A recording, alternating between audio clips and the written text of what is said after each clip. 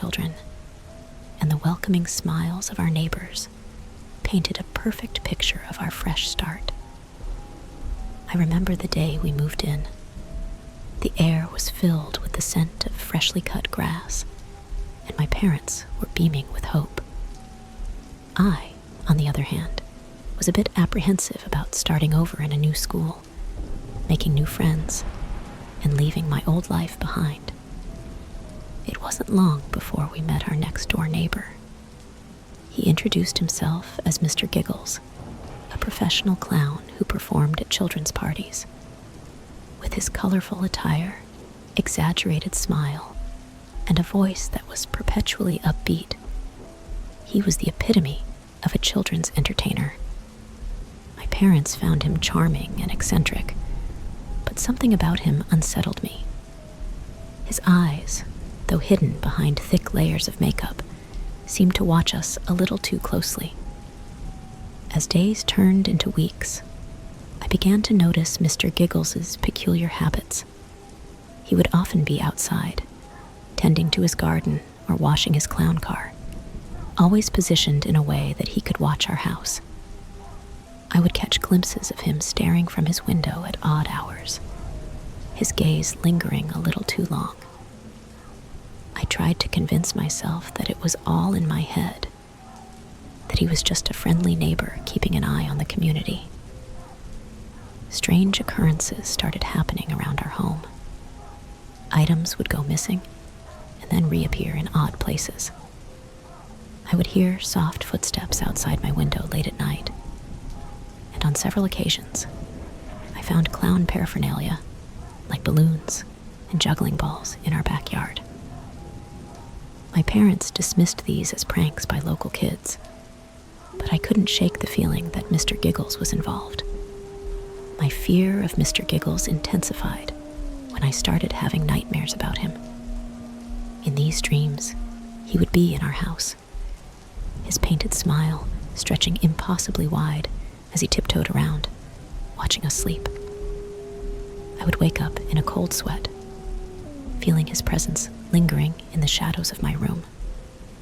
During the day, I avoided him, but his eyes always found me, following my every move. One day, I mustered the courage to confront Mr. Giggles.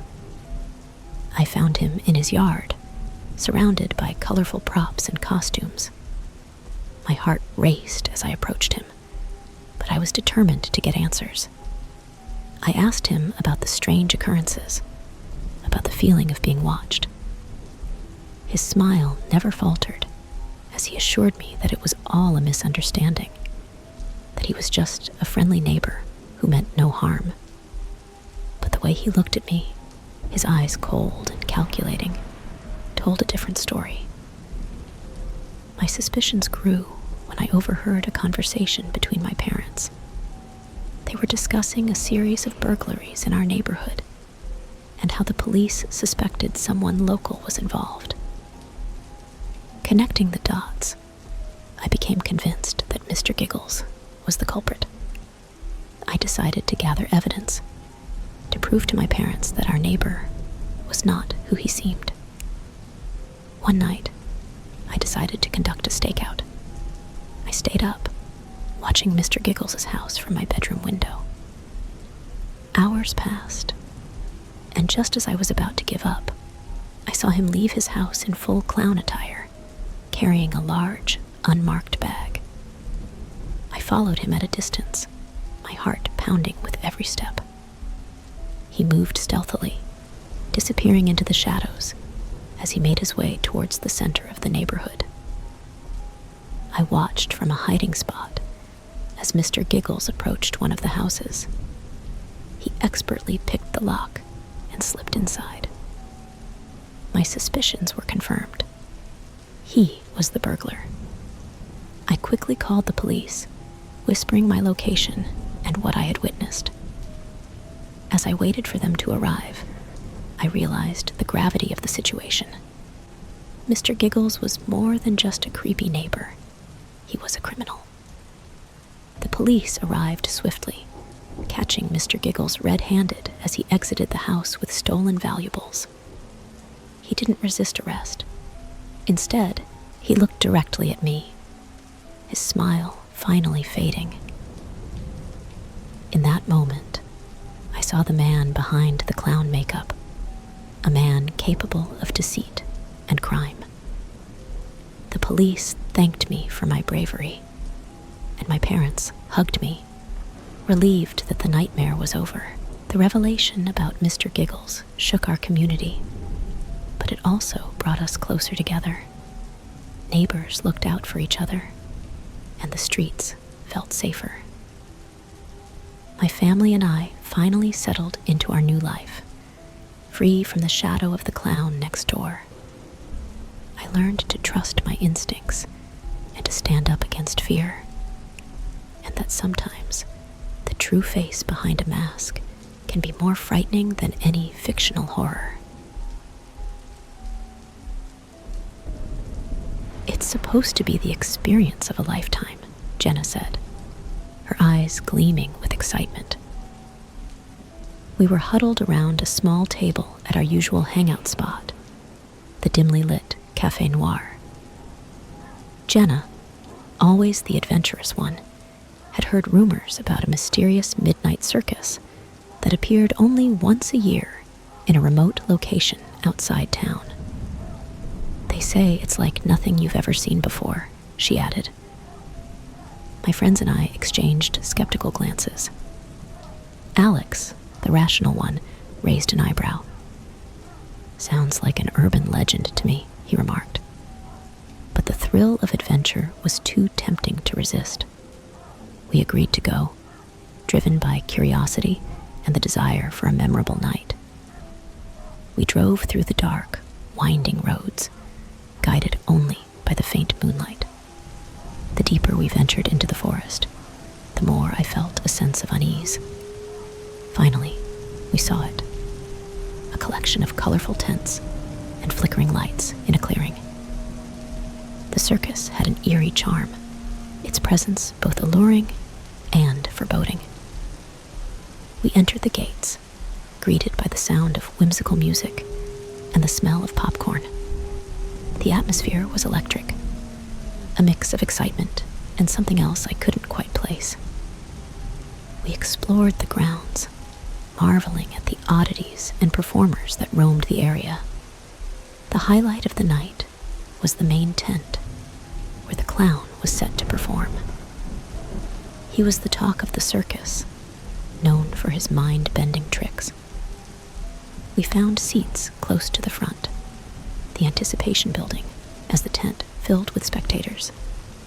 The lights dimmed, and the clown appeared on stage. He was unlike any performer I had ever seen. His makeup grotesque yet mesmerizing, his movements fluid and unsettling. The crowd erupted into applause as he began his act. As the performance progressed, the clown's tricks grew increasingly bizarre and unnerving.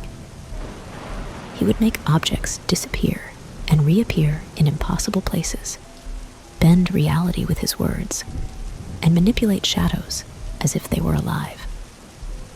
I leaned over to Jenna, whispering, "Do you think this is all just an illusion?" But before she could answer, the clown locked eyes with me.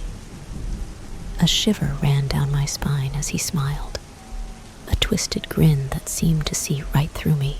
After the show, we gathered outside, our minds reeling from the experience. That's when we noticed something was off. Jenna's bracelet, a family heirloom she treasured, was gone. Alex's watch had stopped working, its hands frozen at midnight.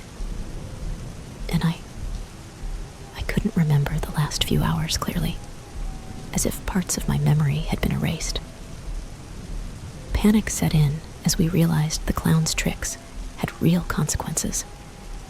We tried to leave, but the paths leading out of the circus were confusing, constantly shifting and leading us in circles. We wandered aimlessly, the festive lights now appearing sinister in the darkness. The performers we once admired now seemed menacing, their smiles too wide, their eyes too knowing. We were trapped in a nightmare, the line between performance and reality blurred beyond recognition. In a moment of desperation, I suggested we find the clown, confront him about what was happening. We made our way back to the main tent, our hearts pounding with fear and determination. Inside the tent, the clown was waiting for us. "Did you enjoy the show?" he asked, his voice a chilling mix of amusement and malice. We demanded answers, but he simply laughed, his laughter echoing through the empty tent. "It's all part of the performance," he said cryptically. "But remember, every choice has its price." With those words, he vanished into thin air, leaving us in stunned silence. We hurriedly left the tent, finding the paths now clear and leading us out of the circus.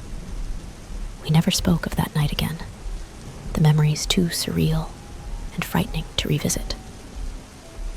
Jenna's bracelet never reappeared, and Alex's watch remained frozen.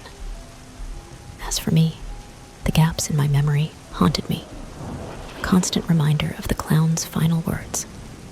The midnight circus was never seen again, its existence fading into legend.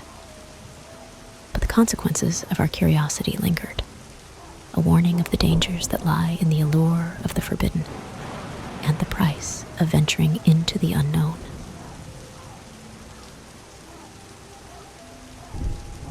As a journalist for the small town of Willow Creek, I've always been drawn to the unusual, but nothing could have prepared me for the events that unfolded last fall.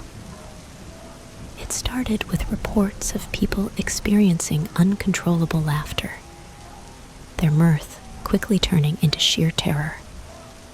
These incidents were sporadic at first, dismissed as odd anomalies, but they soon became impossible to ignore.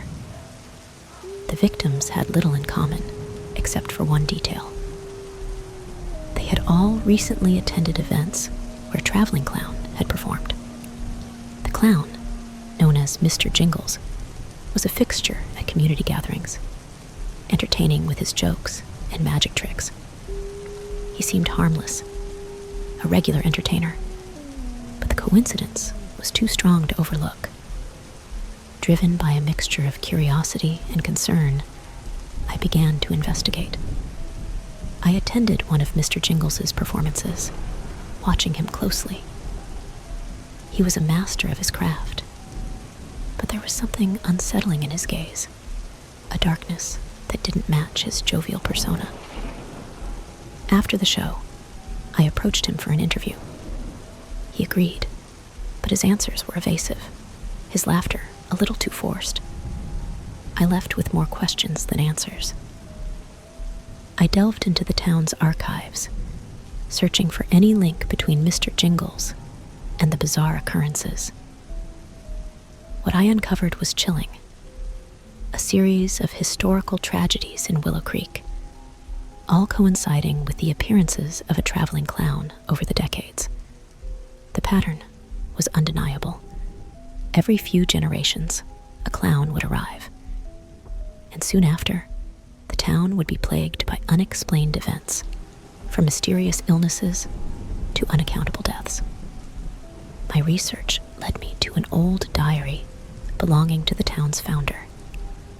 In it, he described a curse placed upon the town by a disgruntled entertainer, a clown who had been wronged by the community. The curse, it seemed, was to bring madness and despair to the town's inhabitants, recurring every few generations. The realization hit me like a wave of cold dread. Mr. Jingles was not just a clown. He was the embodiment of the curse, the latest in a long line of harbingers of chaos. I knew I had to expose Mr. Jingles, to break the cycle of horror that had gripped Willow Creek. I gathered evidence and wrote a detailed article, revealing the dark history and the clown's role in it. The story was published, and the town was in uproar. People began to avoid Mr. Jingles, his performances canceled, his presence shunned. Mr. Jingles disappeared shortly after my article was published, but not before leaving a chilling message.